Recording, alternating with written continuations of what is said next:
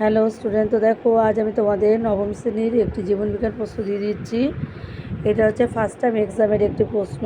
তো আর দেরি নয়, তাড়াতাড়ি করে তোমরা বইটা বের করে ফেলো আর উত্তরগুলো লিখে ফেলো। তো 1 নম্বর প্রশ্ন কি আছে দেখো, আছে এককোষী প্রোক্যারিওটিক রাজ্য হলো লিখবে। তারপর লিখবে কাইটিন কোন পর্বের দেখা যায়। তারপর হচ্ছে কোনোসাইট কোষ কোন পর্বে দেখা যায়, এখান থেকে উত্তর লিখবে। তারপরে আছে পদার্থবিহীন কোষীয় অঙ্গাণু কোনটি, সেটা লিখবে।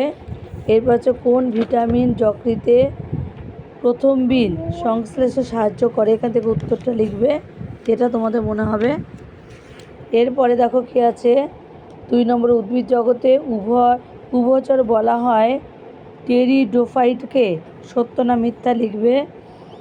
তারপরে আছে ট্যাক্সোনমি শব্দটি কে প্রবর্তন করে, লিখবে। প্রাণী জগতের মধ্যে সবচেয়ে বড় পর্ব কোনটি, লিখবে। আমার গায়ে অসংখ্য ছোট ছোট ছিদ্র আছে, আমি কোন পর্বের প্রাণী। তারপর আছে মানব দেহে পাওয়া 2টি লবণের নাম লিখবে, এখানে লিখবে। আমি মাংসল পদের সাহায্যে গমন করি, আমি কোন পর্বের প্রাণী, সেটাও লিখবে। প্রথম সংবহন কলার আবির্ভাব ঘটে কোন উদ্ভিদ গোষ্ঠীতে, সেটা লিখবে। এরপরে আছে আরবিসি এর কারখানা বলা হয় কোন অঙ্গকে, সেটা লিখবে। তারপরে GELRL তন্ত্র কী, এটা তন্ত্র কী, সেটা লিখবে।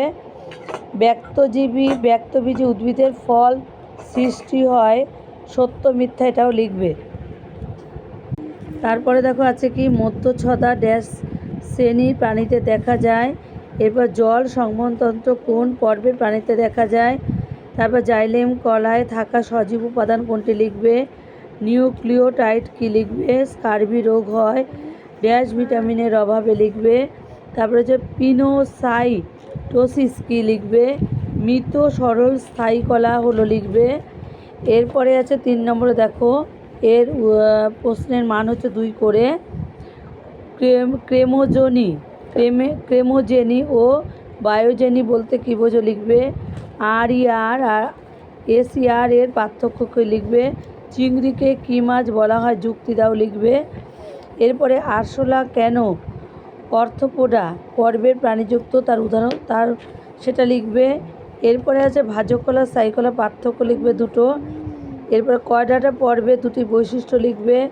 মস ও ফানের পার্থক্য লিখবে।